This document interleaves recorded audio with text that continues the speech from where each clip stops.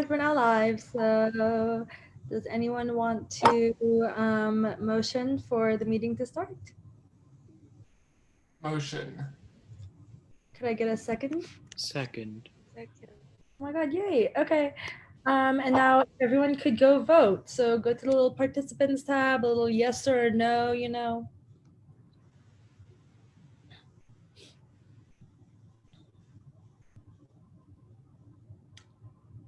All right. Okay, we're at 16, so we're good now. All right, welcome to the meeting. We're gonna start with call to order and reports. I guess Brianna's taking roll call later, so we'll just move into reports. So we're gonna do exec reports first. So Sam, you can go ahead. Cool, thanks. So first of all, of course, happy Blue Jay Tuesday. Even though I muted some people, it's still a happy Blue Jay Tuesday. Second, so we had a retreat this weekend. It was great. Heck, we'll get most of the exec update retreat thunder, but wanted to put it in mind too. It was awesome. We all had a great time. We hope you did too. I worked with Smita, Calvin, Carolyn, and Mscac on scheduling the admin networking event, formerly known as dinner. So that'll either be on October 28th or November 11th from 5:30 p.m. to 7 p.m. Eastern time. We'll be getting more details on that soon, and I'll be giving more details about some things we need to do before that dinner soon as well. We had our weekly meeting with Carolyn. We went over positives and deltas from the retreat and discussed other SGA topics. I followed up with Alana on scheduling a meeting to discuss the Board of Trustees and students' fall experience. We're still in the scheduling process, but I'll keep updating. Me and Mscac have a meeting with the Homewood Faculty Association on Thursday to basically give SGA updates. We will let you know any interesting news that we learn from the Faculty Association meeting. I followed up on the ethics board and kind of like me working with them to get more kind of like SGA voice in that process.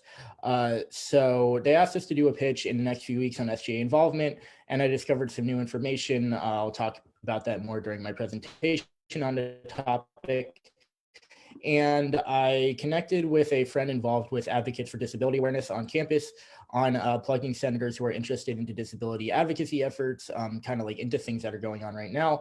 So if you're interested in that, you could either react to that message that I sent to everyone, or you could just like text, email, fax, messenger, pigeon, just get in touch with me. So yeah, thanks. All right, I guess I'm next. So yeah, we had the retreat this past weekend. I hope everyone enjoyed it. I know it ran long, so yeah, and then we had a meeting with Carolyn and we discussed the retreat, and I think Sam is going to send out a feedback form within the next week, so make sure to fill that out so we know whether or not it's actually useful for you or not. Yeah, we have a meeting with faculty this Thursday, so we're just going to give them a quick little update. And yeah, also if anyone wants to like send in like stuff to the agenda, like just make sure to send in the committee chairs group chat. Like you can send it in whenever you want. I'll just check it like Sunday before like I start making the agenda. So like yeah, just feel free to use that chat as like what you want on the agenda. Yeah, so that's kind of the update. Addie hasn't sent me her update. She's not going to be here today because she doesn't have Wi-Fi or anything, but if she does, I'll just like forward it inside the chat. I guess Brianna can go next. So I have a presentation on the SGA worklog today. In addition, I am working with the CMC on a project that Sam mentioned, which is creating a link tree similar to the one that Washington University has. So that'll be done. In addition, I saw that somebody messaged me on Slack about CMC. I will be reading that tonight and sending it to them. We have our first meeting Thursday night at 9:30 p.m. if anybody wants to stop by. In addition, I am in contact with the vice president of the Loyola SGA. She reached out to me after we met at College Town just to talk about what we've been doing, what they've been doing, seeing if we can learn with each other. And I will be figuring out more with that. If anybody wants to work with the Loyola SGA on anything at all, or any of the other SGAs that were at College Town, that's literally like University of Maryland, Baltimore County, Towson, Micah, like all of them. feel free. I have a lot of their contact information. I'm pretty sure most of them have my contact information. And yeah, that's basically all of my updates. Thanks, Brianna. All right. So next we have class council reports. So we're gonna start with the freshmen. So there's not a lot to report this week. Most of our meetings and stuff are going to be happening later this week. So we're excited for all of those. But other than that, we don't have anything large. Catch us next week though when we figure everything out. Awesome. If you guys need help, make sure to reach out to me or Sam. If you guys want any ideas for like bills or like class council projects. All right, next we have sophomore class councils. Yeah, so we met this past Sunday. We mostly just been working on our event for Halloween, so it's work in progress. We're still going. All right, thanks, Anthony. Juniors. Yeah, nothing much to report this week either. We're just kind of taking a chill week after what was a lot of events a couple weeks ago. All right, seniors. Will's not here. I'll just fill in real quick for him. So we sent out an email with our survey and we got quite a few responses back. So I'll be analyzing that this weekend for programming efforts. And we talked about possibly starting up a newsletter where we can have seniors feature their like art or poetry or like prose submissions just to like keep everyone engaged. So that's something that's ongoing, and I think that's it. Cool. Thank you, guys. We're gonna do committee reports now. So, academic affairs, Senator Chanda and Senator Zhang. Okay, I'll go again. Not much. Honestly, we resent some feedback to the registrar. So, a few of our committee members brought up the fact that, especially for humanities and engineers, qualitative data is still really important for our course evaluations, which they got rid of. So we emailed them back and we were like, hey, we would like to set up another time to discuss this further. And we sent out our like a sample course eval that would be like an optimal kind of like template for what we would like to see. So we'll keep you guys updated about that. But other than that, we're excited to get some new ideas from our freshmen tomorrow morning. Thank you. All right, next we have civic engagement. So Senator Wang and Senator Lee. Hi. Yeah, so last week we launched our student organization ambassador program for voter engagement. And so I've seen a lot of like survey responses come in and they've been pretty good so far.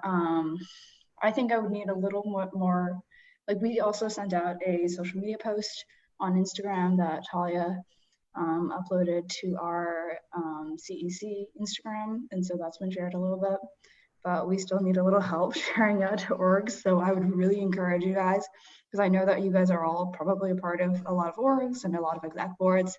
Please get your organization to commit and send them the program description. And then, yeah, apart from that, we're still running our social media campaigns. And on top of that, Kata, did you want to elaborate on how Yeah, to sure. vote? Sure. So we also launched our event for the screening for How to Vote on Planet Earth. Some Hot Vote students also assisted with getting people figuring out their voter registration plan. So the video, I had a lot of fun with the video. We'll eventually release the link publicly so that people can just watch it on their own time, as well as the link to the voting guide. I'll do a presentation later today about what the voting guide looks like. And we also teamed up with Hot Votes to also get that distributed. And yeah, so very glad to close that chapter. All right, thank you. Excited for your presentation tonight. Thank you. Oh, thanks. Next we have finance, Senator Ha. Hi. So we've just been looking at budget requests from all the groups thus far. We're having our meetings now on Wednesday, And I think that's pretty much it. We've just been looking at budget requests. Cool. Also, I sent Addie's update inside the chat, so if you guys want to go look at that. All right, next we have health, safety, and sustainability. So Senator Chen and Senator Tai. Hey guys. Oh, JJ, do you want to go? Hey, yeah, I was just gonna say, so we revised the letter of support from last week. Yeah, hopefully we will vote to pass it, to pass on signing on it, in this general body meeting.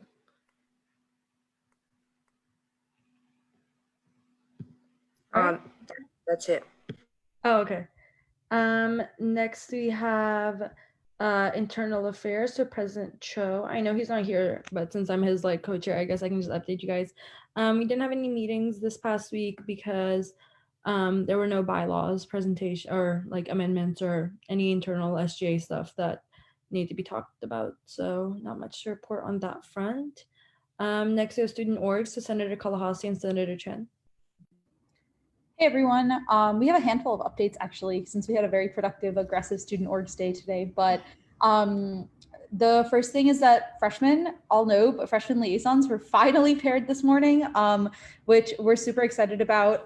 If everyone can please join the student org liaison channel on Slack, since we're going to be sending pairings out at the end of the week. And I know a handful of freshmen wanted to like trade orgs based on like what they're part of and who they know. So please check that and respond to those.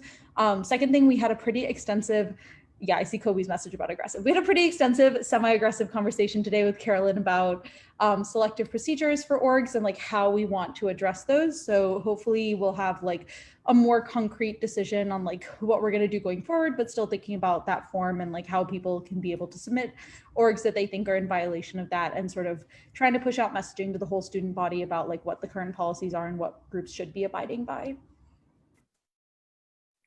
Yeah, and the other update about CSO is that we're also going forward with the joint SLI CSO student guides. So for SLI, we're working on making diagrams, possibly reaching out to CMC to collaborate so that the long SLI guide, while it's very useful, is more readable. And for the CSO portion of the guide, we're just going forward and continuing on making it. Thanks, guys. All right, thank you guys. Next we have student services, so President Singleton. Sure. So we met this past Sunday, and then we met right before this meeting. And I actually think that we accounted for everyone, so there won't be a meeting after GBM. But we're working on a few projects with Brody and like some virtual programming stuff, which I'm excited to update in the coming weeks. All right, cool. Thank you. Next we have Caucus Report. So Black Caucus, Senator Oninanya. Still not much to report. We have sent out a weird when to meet, and just waiting to find a time that works best for everyone so far. Cool. All right. Hispanic/Latinx Caucus Executive Secretary Soldatelli. I am still working on creating the application. Like I said, it's kind of on hold right now until we can finally figure out a time where everybody is free to meet for CMC and Elena and Talia. I know I responded to Elena, but I'm not sure if I responded to Talia yet. I will be getting in touch with you guys on working together for this position, and that's all from me. Cool, thank you. All right. Next we have Women and Gender Minorities Caucus, so Senator Zhang. Yeah, quite a few things. Oh wait, the video. Sorry. Okay. So Ellie and Ellie's a member of the caucus. We met with Elise Campbell from CHU to talk about the website that we're still working on, and whether she has any advice on the risks and where we could host the site, because it seems that campus groups might not really cut it for us. And then also relating to the site, today I attended the Women and Gender Resources Advisory Board meeting and then was able to connect with Saru on the site. So hopefully we'll be able to collab. Hopefully we'll be able to meet up with that, with them. And then also our committee chair, our caucus chair and I worked on a sort of guide for our caucus members on how to contact like various branches of SGA or like committees of SGA, so we can collaborate in the future. And then also our next GBM is going to be in like the next week or two. So if you're interested in attending, just let me know. And that's it. Thank you. Awesome, thank you. Also, Julia, the PRTC finished, I think, your report. So I think they might have emailed you. So just check that out. Oh yeah, thank you. All right, next we have our advisor report. So Carolyn. Hey y'all, I don't have any major updates. I hope everyone enjoyed the retreat. It was nice to spend time with you all and, you know, watching you interact with one another. For the SLI office is still working on the re-registration process. Our goal is to have things finished by October 30th. It might be a lofty goal at this point, but we're gonna work on it. And for student orgs as well, an email will probably go out tonight about groups who might not have had the 2 minimum members attend the RSO trainings.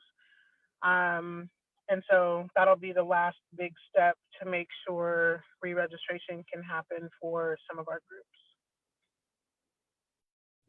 All right, thank you. I guess with that, we're going to go into new business. So the first thing we have on our agenda is the MSCAC statement of support. So this is the one from last week, but I think that they edited it and everything. So I'm going to share my screen, and then Senator Ty and Senator Megan, Shen, you guys can talk about it, or if you have anyone else here. So yeah, you guys have like 5 minutes to reintroduce your bill, I guess. Hey guys, so this is the same statement of support as last week, but the HSS committee worked on it to amp it up a little bit per se, and we also took input from everybody else in SGA who wanted to comment on it. But yeah, same statement of support, which is basically MSCAC is trying to convince the Maryland legislation that the climate crisis is real, and Garner should have support from public colleges from Maryland. All right, cool. Yeah, if that's all, then someone can probably motion for anything really. Put that, what you call fall retreat information into effect now, you know? If anyone wants to. I'll motion to vote. Okay, can I get a second? I second. Seconded. Awesome, thank you. If you guys could go to the participants tab and hit like the yes or the no to move into voting procedure now, that would be great.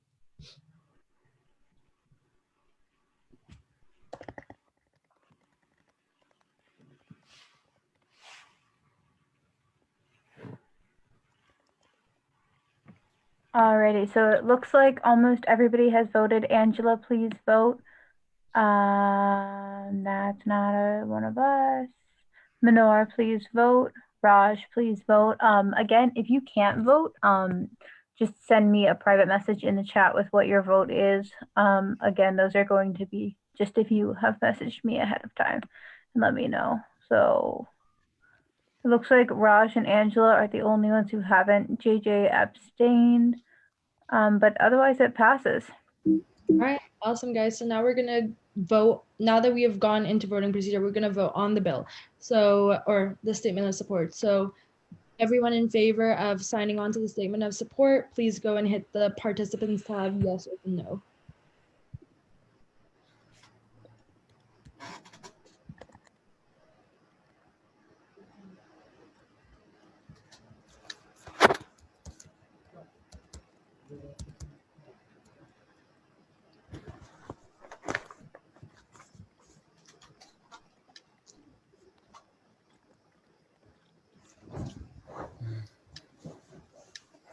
Alrighty. Raj, again, private message me with your vote. You don't have to abstain from letters that you've written or introduced. You can vote yes on them, like Sam said. My computer froze. This is fun. I'm really loving this. Cool. Alrighty, well, it looks like it has passed on my end, if it looks the same to you. All right, congrats, guys. We're gonna sign on to this letter of support. Yeah, so you guys can tell the MSCAC. Yeah.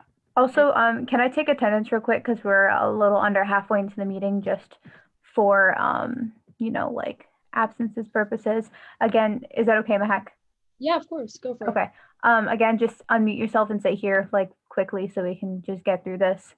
And today is October 13th. So Sam, Here. Mscac, Here. me here, Addie not here, Will not here, Ananya, Here. Julia, Here. Cece, Here. Minor. Yes. Okay. Kadai, Hello. JJ, Here. Nathan, Here. Talal, He's not here. He has like a call. alrighty, Megan, Here. Veda, Here. Suga, Here. Grace, Here. Angela, Here. Anthony, Present. Talia, Here. Mariano. Mariano said that he might be having internet issues, so I'm going to mark that as excused. Chinette. Okay. Karen. Here. Wonderful. Obi. Here. Eric. Here. Alrighty, that sounds good to me. For future reference, that might be how we do attendance. I also totally forgot that the freshmen existed. Sorry, guys. I'm so used to not having to do it for you guys. I'm so used to not having to do it for you guys. So, Kobe. Here. Raj, you said that you were here. I saw the chat. Harvey. What if I just like wasn't here? Okay. Ireland. Here. Elena. Here. Jenny. Here. Ben. Here. Alrighty, so that is everyone. For future reference, that might be how we take attendance in the future, just because sometimes people come late due to internet issues or whatever. I will work with Exec on that. So I am done, Mscac. This is all yours now. All right. Thanks for taking attendance, Brianna. Next on the agenda, we have the Voting Guide 101 presentation by Senator Lee. So could I give you sharing permission in case you want to share? Because I feel like your presentation is interactive. Yes, it is. Okay. Yeah, I was going through. Okay. Thank you. All right. Well, I will share right away. So hello, everybody. So I teamed up with one of our Civic Engagement members, Harvey, and he created this really awesome guide before he even was a senator. So based on that information, as well as a lot of information from Hop Votes, we created this Voting Guide 101. So the reason we created this guide was because we felt there could be a better resource for helping people figure out their voting game plan. So when you click on the page, you're first faced with 3 questions. You can why should I vote? I need help voting. Can someone help me? I need help voting. When are the deadlines?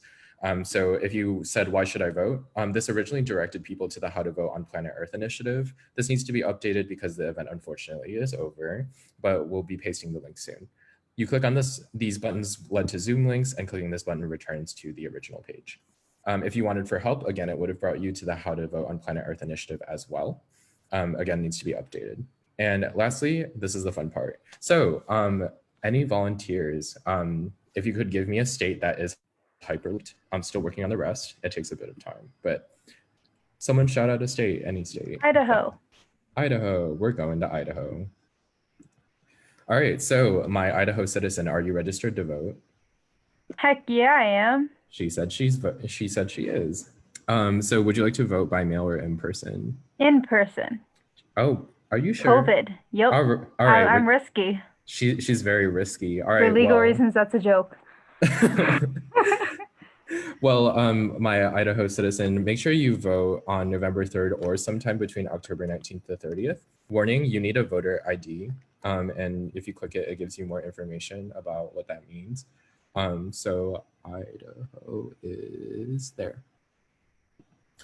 And it says voter ID requested. If ID is not presented, the voter signs in something with name and address, stuff like that. Also, you click here to figure out where you vote. So you would like locate your voting place here. And if you want to know who you can vote for, you can just click this link. And it tells you who's on your ballot. So I guess if I wanted to pretend I was in Baltimore, there's a super cool website and they tell you who's on the ballot. Yeah, so there's this guy and this guy on the ballot.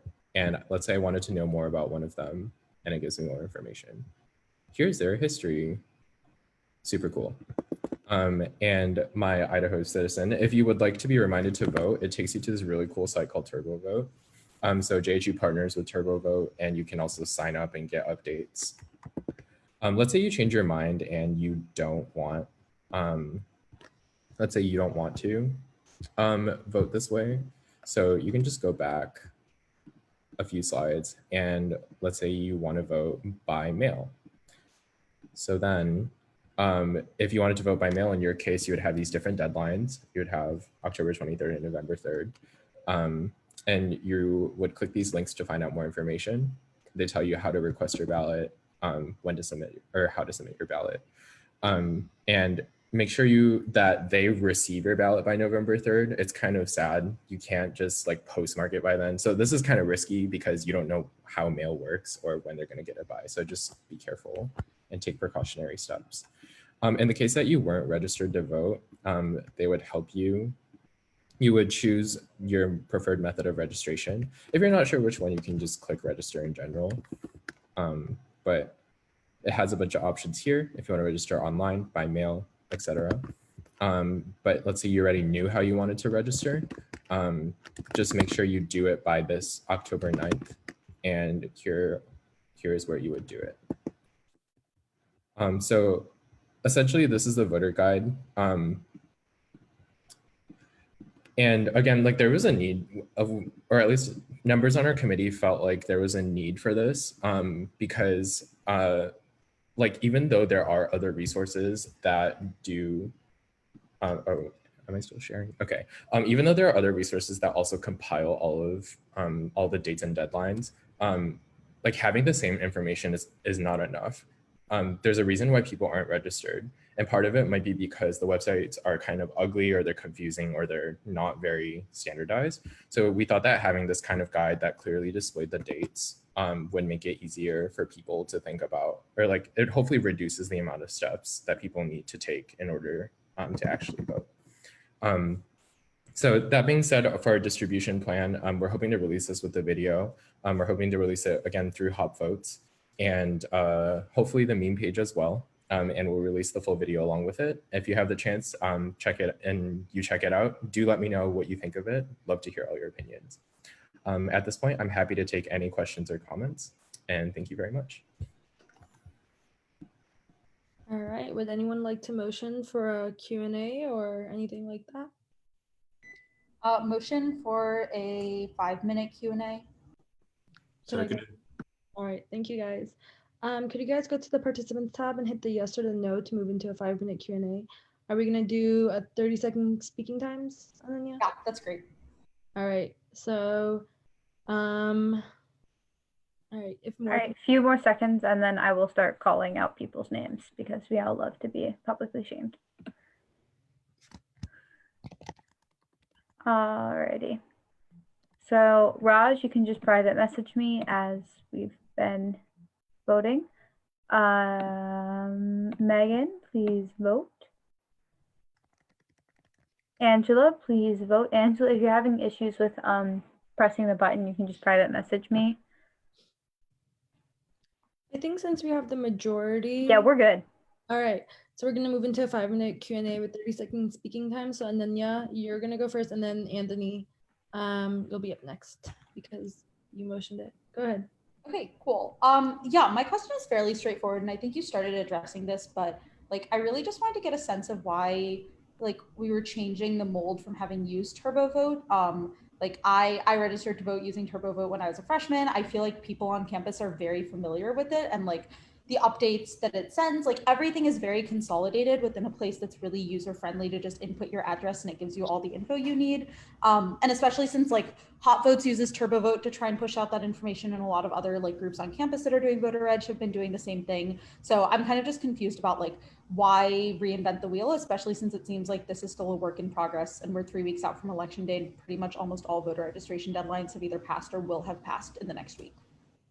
Those are all extremely valid concerns, so thank you for posing those questions. That being said, after presenting this to the director of Hopkins Votes, Whitney Johnson, he really liked the website we created, and he actually asked to put the Hopkins Votes name on there because he gave me the resources to do it, therefore showing his approval of the website. That being said, yes, there does exist there does exist TurboVote. Just from personal testimonial, I've used it before too, but I was very confused by the structure of it. Also, I'm also not a big texter.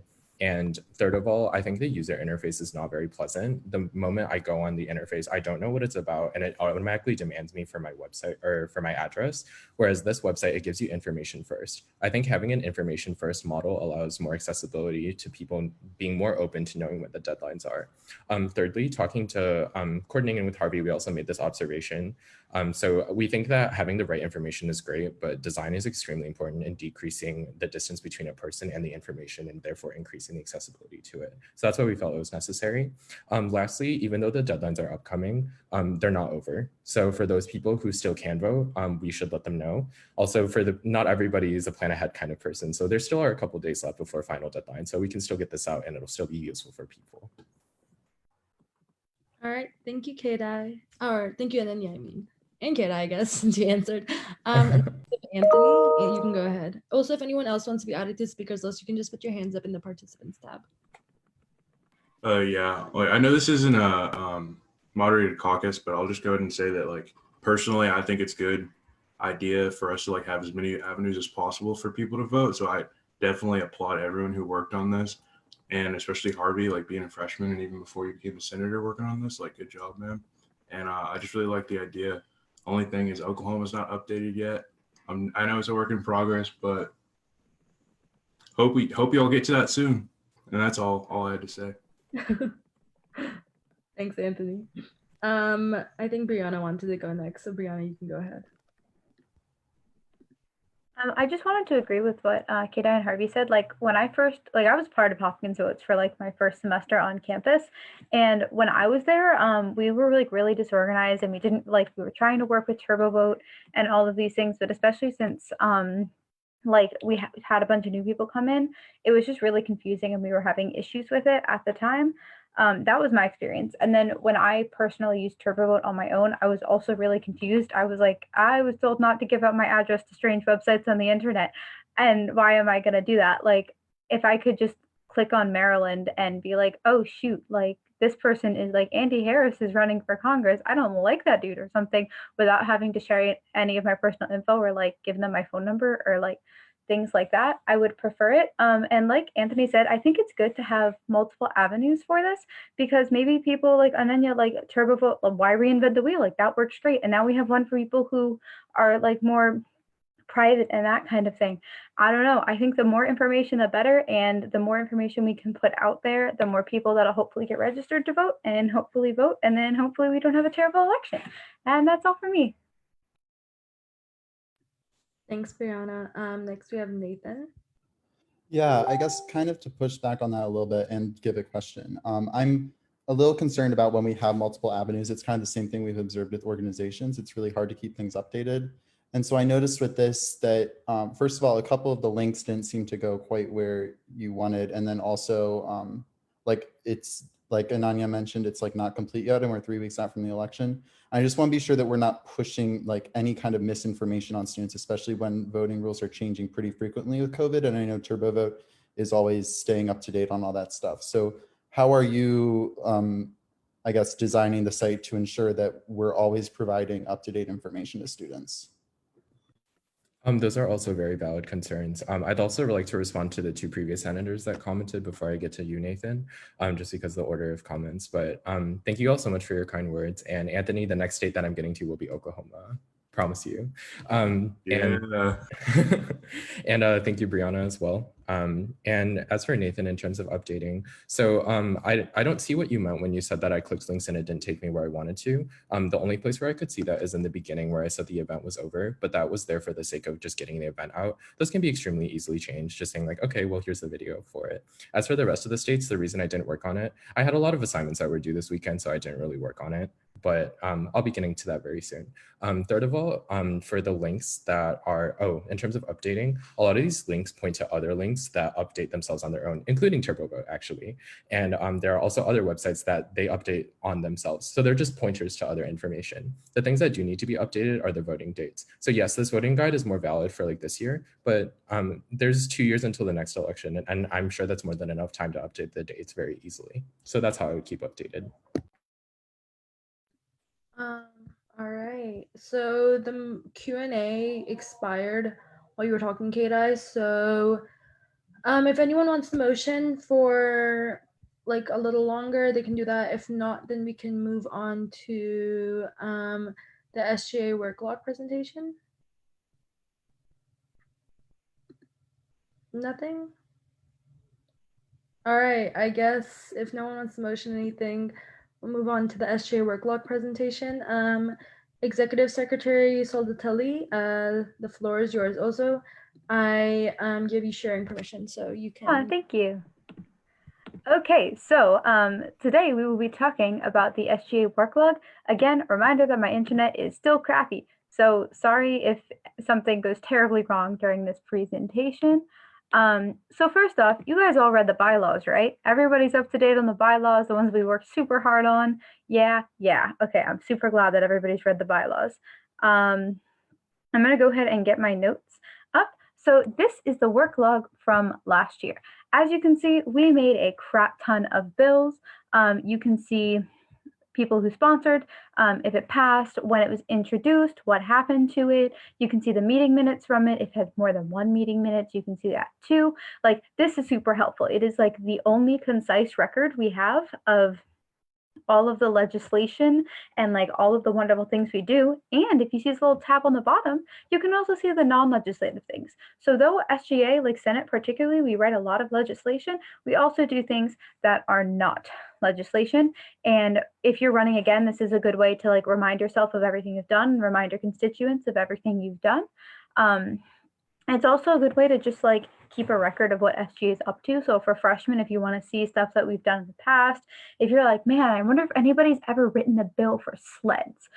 The answer is yes, somebody has written a bill for sleds, and you can build off of that, or you could do something similar in the same vein just to like get your brain started. And like that's what I did when I was making my caucus bill and everything. Like I looked at all the other caucus bills, etc. So this is the one from last year. There hasn't been one for this year. So Sam told me, Sam's like, Brianna, we don't have a work log. And I was like, oh no, that's not good. So now I have a work log and I tried to make it pretty.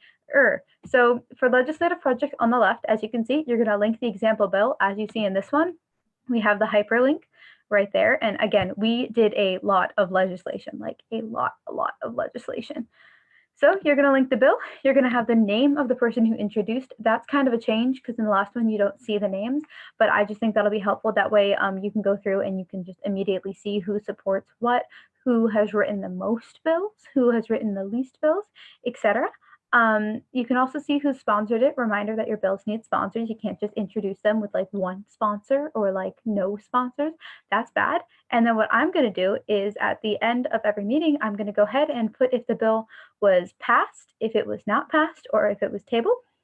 We're going to mark down the date that it was introduced, the date that it was passed, and then I'm going to link the GBM minutes, plus putting any other information. In addition, we have a little section for non-legislative projects. I wasn't quite sure how we should format that, so I'm free to take suggestions. It's up to you guys, but I'm going to go ahead and read out the part in the bylaws. I have it here on my phone that talks about the work log.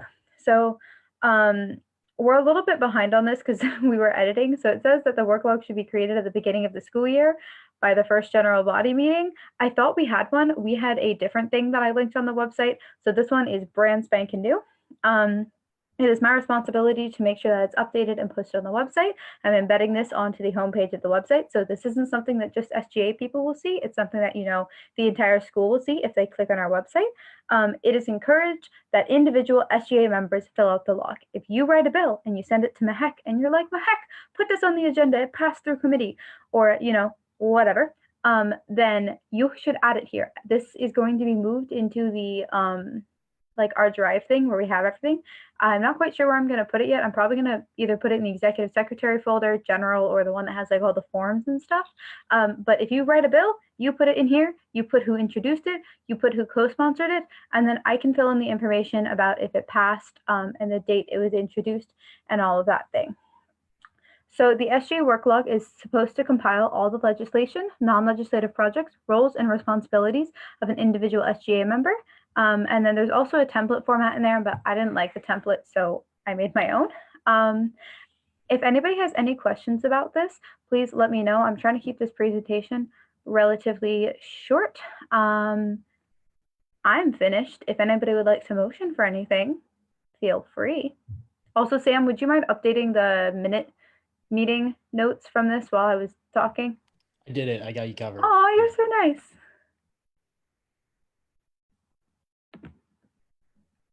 Anybody want a motion for anything at all? Anybody have questions, comments, concerns? We learned things at the retreat, right, guys? Motion for 5 minutes Q&A with 30 seconds speaking time. Did I get a second? Second. All right. Everyone in favor of a 5-minute Q&A with 30 seconds speaking times, please go to the participants tab and hit the yes. If you're against it, then hit the X button. If you're abstaining, then go and hit the away button.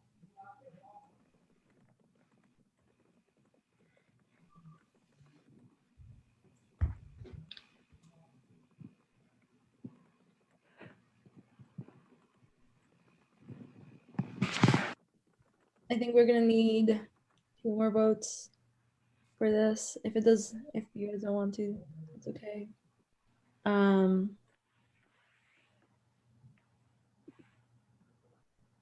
If you're against it, you can go ahead and hit the X button. All right, so since we have a majority, we're gonna go into a 5-minute Q&A with 30-second speaking times. JJ, since you're the one who motioned for this, right? Mm-hmm. You get the floor right now. Okay. So my question is, for example, the letter of support that we agreed to sign, does that count as a formal bill / resolution, and do we need to log that in? And on that note, if we do need to log it in, do we need to log it in for both the date for the passage within our committee and or the general body meeting? And do we need to log it in if we table it for the next week? Or is it implicit if the date for introduction and the date for passage are different? That is a terrific question. I didn't even think about that. So in past GBMs, as you can see here, you can see that it's been introduced more than once. So for example, the SGA Gun Safety Forum Bill, this one was introduced on 10/15 and ended up passing on 11/5. And you can see that there's 2 different GBMs there. So if you're the first time it's introduced, I'm going to put it there. And then it can be introduced at every single GBM after that, if you've been changing it every single time. And the next date that we record is the date it passed. If it never passes, that one just stays blank. And then we're going to hyperlink every single other GBM that has it involved. So if you introduce your bill at GBM 6 and it got tabled, and then you introduced your bill at GBM 7 and it got tabled, GBM 8, it got tabled, I would link the minutes for GBMs 6, 7, and 8. And then the date that it passed would be the date of GBM 8. If it doesn't pass and if it's just tabled and goes into nothing, date passed will have the word tabled in it, and where it says passed will also have the word tabled in it. So you're aware.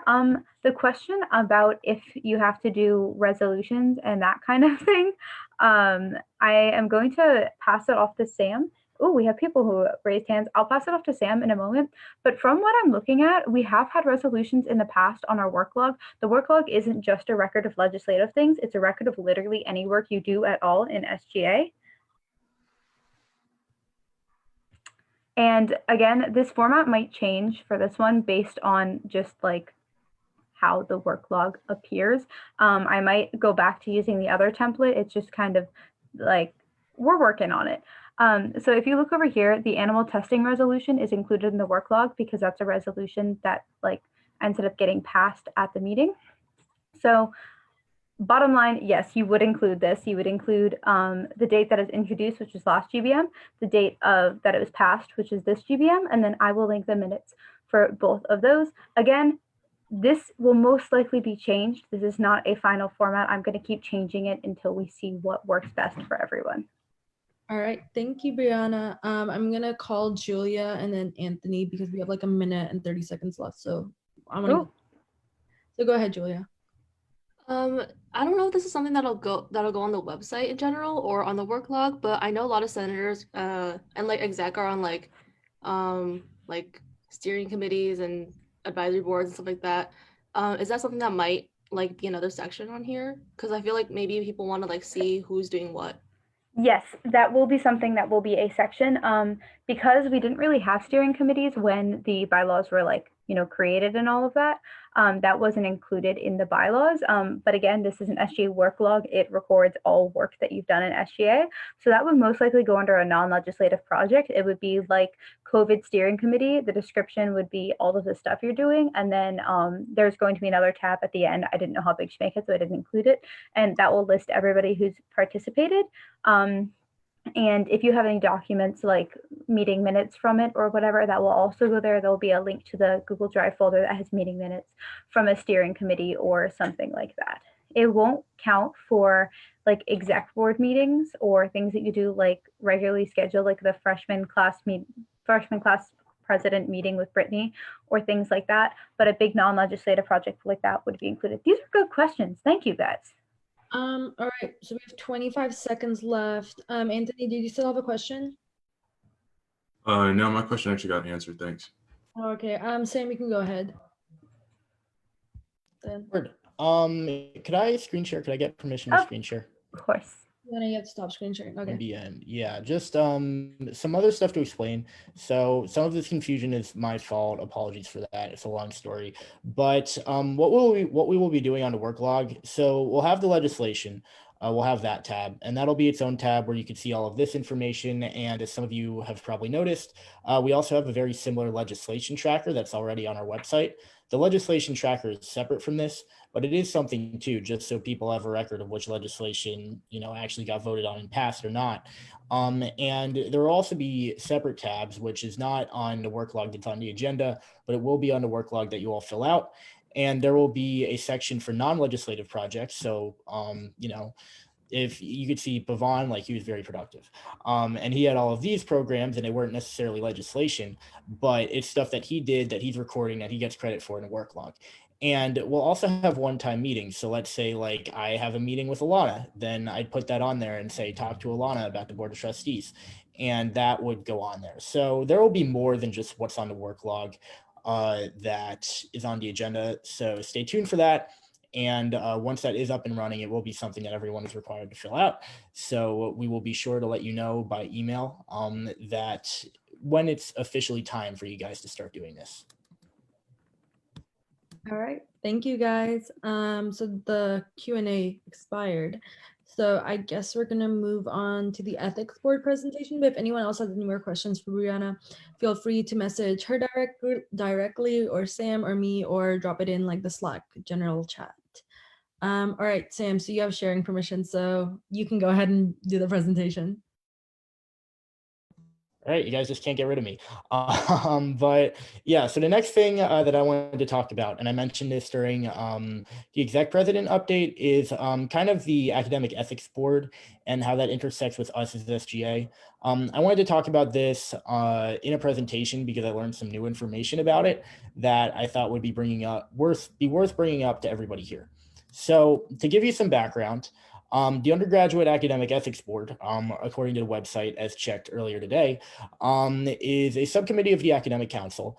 And what's news to me, and might be news to a lot of you that have been on SGA before, is that this is also an independent committee of the Student Government Association, and undergraduate members are selected by the Student Government Association.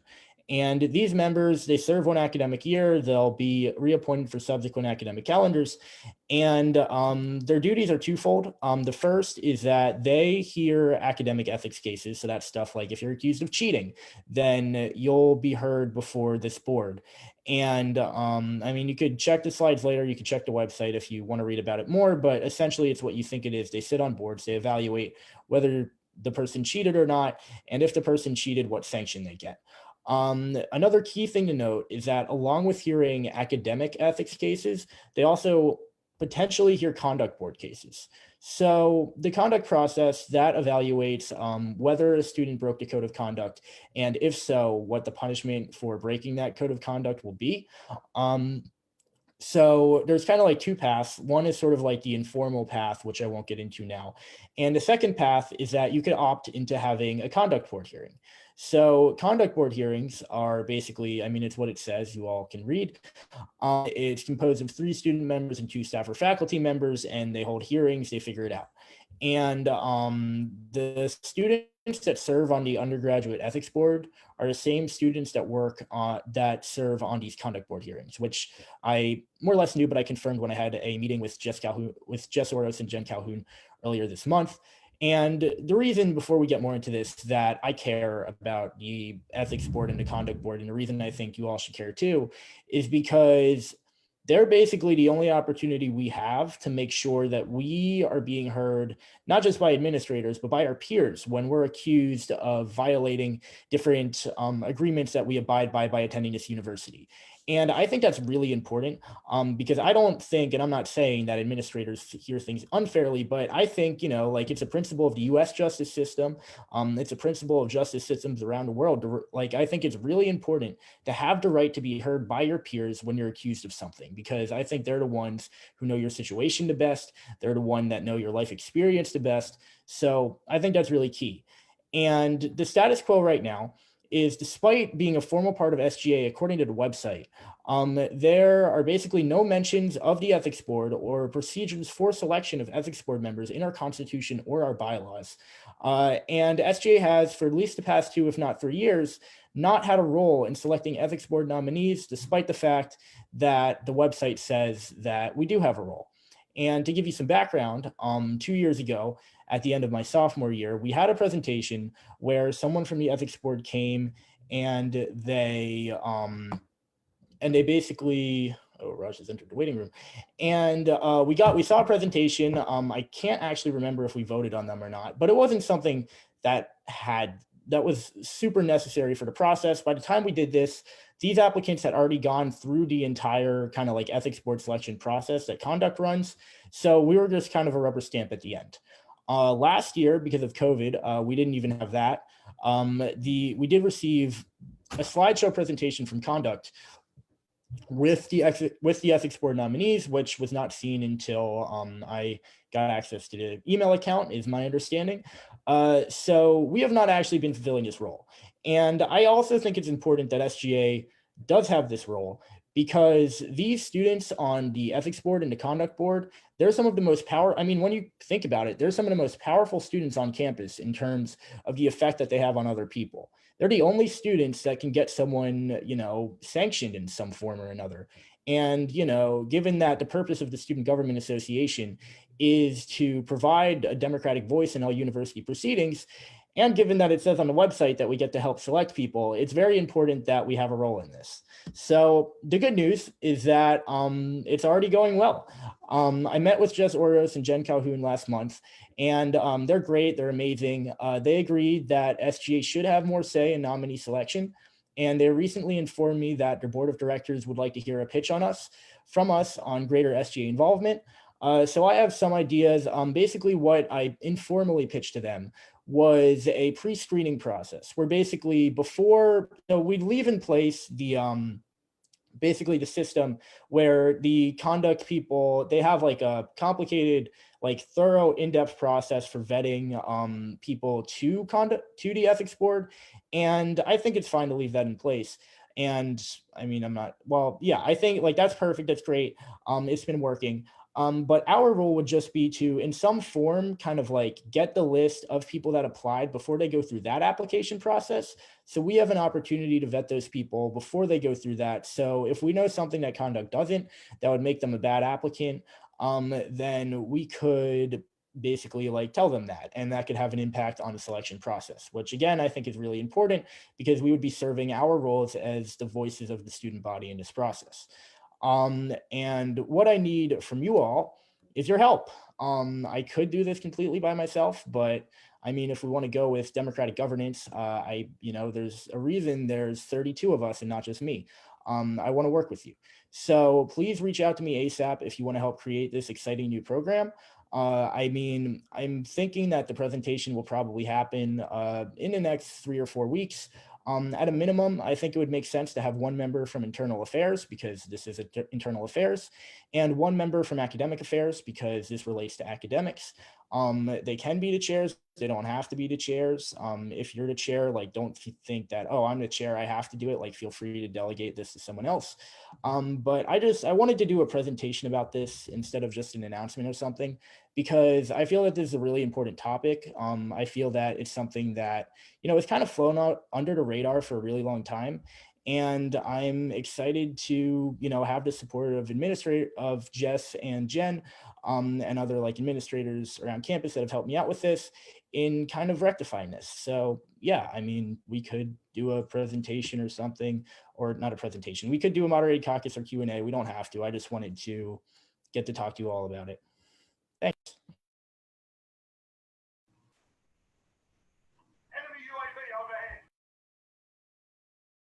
Okay, does anyone want a motion for anything? You guys can do so now. A motion for a 7-minute moderated caucus with 30-second speaking times. All right, could I get a second for that? Second. All right, so can you guys go to the participants tab, hit the yes or no button for whether or not we do that. Okay, looks like we have majority. So Anthony, since you motioned, you're the first on the floor.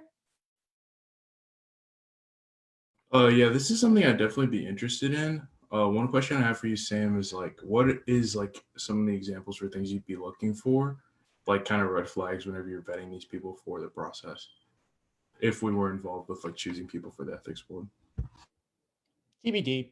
Another thing I forgot to mention is that it really part of the reason I wanted to like have this conversation is because like it's all up in the air. There's no details that are down pat. I mean, there's a big variety. Like I was thinking, one like random shower thought I had was we could basically just make this kind of a duplicate of the judiciary process. Maybe like we could, I mean, not the exact same thing, obviously, but kind of having the same system. We could we could also just go beyond like saying no to people. We could also I don't think we should necessarily select people out of the blue, but I mean, I think, we could also like clear people and then also maybe recommend people that we think are really good. But like, again, like this is all up in the air. And we don't have to figure this out at GBM right now, even though we could of course discuss it. And good question. Does anyone else want to be added to the moderator caucus? You can raise your hand in the participants tab. I think Kate has his hand raised. Oh, Kate, go ahead. Sorry, I don't know why, but I couldn't see it. Oh, okay. I see Kate and Grace. So Kate, you can go ahead. Thank you for that. So I guess I think, Sam, you bring up a really good point when you say that when you have peers, sometimes they can better help you understand your situation. I think, I guess that can be a double-edged sword, because I think some people are worse, like who are peers can also be worse, because some people have like selfish motives, or like they don't have enough life experience to understand the other person. But for those who really do, they really do understand. So I guess piggybacking off of the last question, I guess, is there a way to also create some sort of vetting process that selects people, I guess, more intentionally? Yeah, and well, okay, this is the last time I'm just gonna jump in like this. Otherwise, you have to yield your time from me, to me. But I mean, yeah, that's like all up in the air. I mean, part of it too is it's kind of like it's what we want to do, and then what administrators sort of buy into. So it's kind of like we don't have the complete freedom to do whatever we want. Well, I mean, we could propose whatever we want, but you get what I'm saying. So it's iterative, but maybe. Awesome. Grace, you're up next. Cool.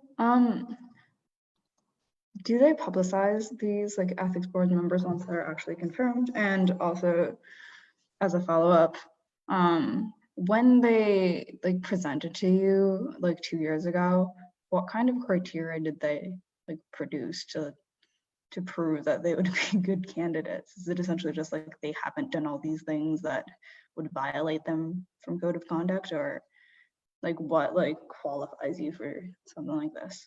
I yield my time to Sam.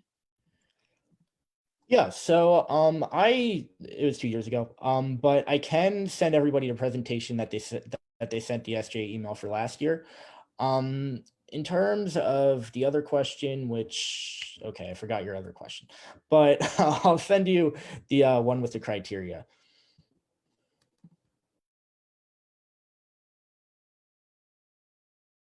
All right. Does anyone else want to be added to the speakers list? If not, we can just continue this conversation on Slack later if anyone else is still interested. Motion to end the moderated caucus. All right, could I get a second? A second. All right, so the moderated caucus is ended. I think Grace had another question. Okay, I think Sam answered it. All right, so now we're gonna move on to perspective business. So we're gonna talk about advancing legislation or announcements. We're just gonna do both of them in one go.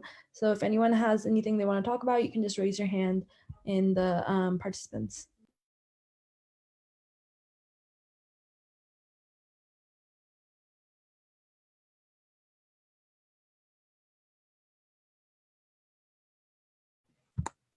Okay, Julia, you can go ahead.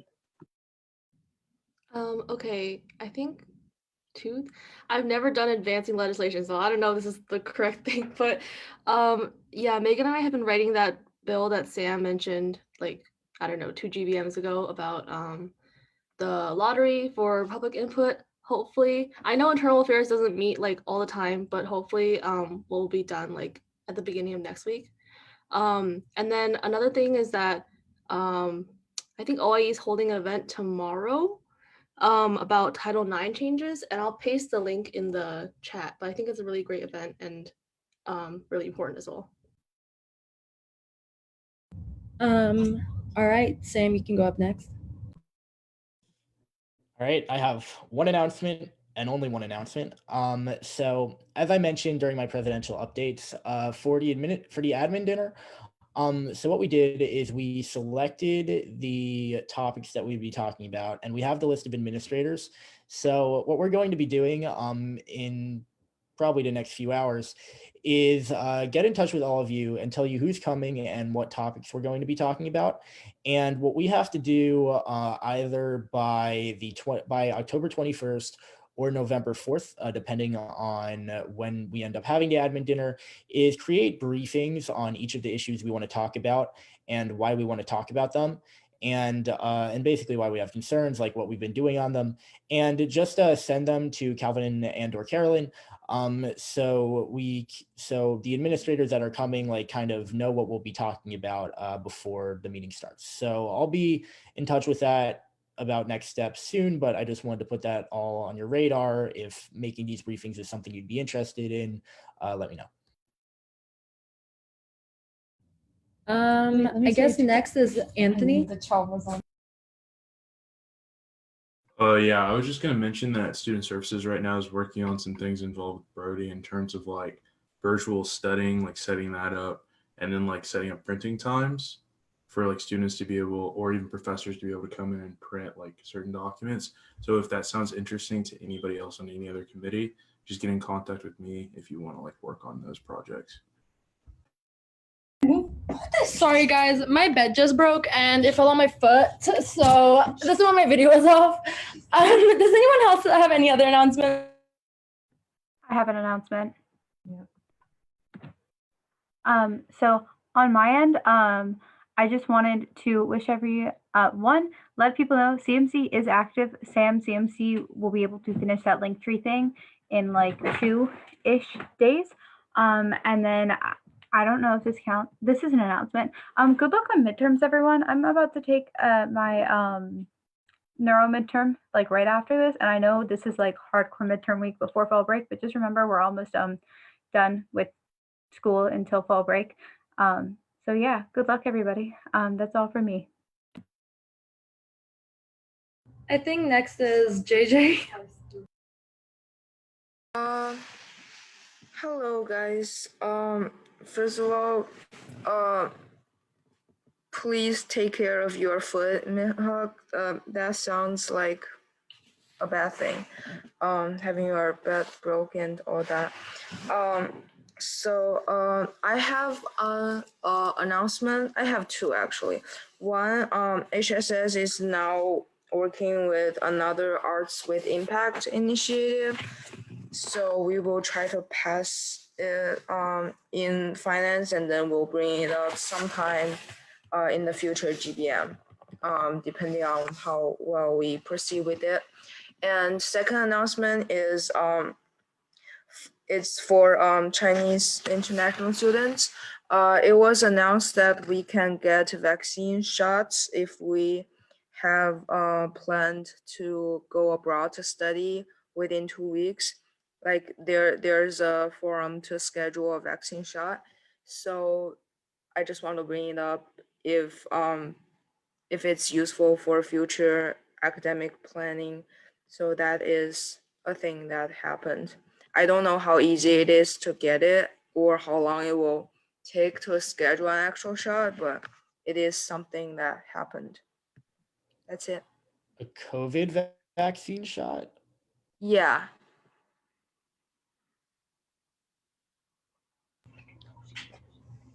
All right.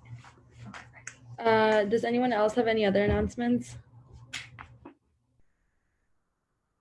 Yes, it's related to JJ's. There's a vaccine? JJ, is it a COVID vaccine in China, or go for it? Yeah, it is a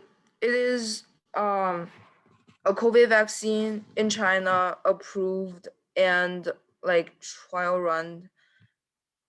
I thought it was a big news, but maybe it didn't make it to the international stage. But yeah, and it was already announced that international students who will travel abroad can get shots. So yeah. All right, thank you. Anyone else have any other announcements? All right, I guess not. So we're going to move into public input period. I'll give the public 30 seconds to raise their hand if they have anything to say. There is no public. All right, there is no public. Does anyone want to motion for adjournment? I motion for adjournment. Yay, freshmen. Any seconds? I second Kobe's motion so I can be the last one to motion. Oh my God. Ah. Can we go to the participants tab and hit yes or no? I'm gonna vote no so that I can remove. Okay.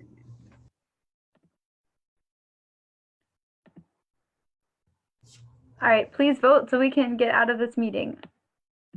I'm going to start calling people out very shortly. Kedar really voted no. Raj, please vote. Ireland, please vote. We have majority. We're done. The meeting is over. Thank you for all for coming. I'm gonna stop.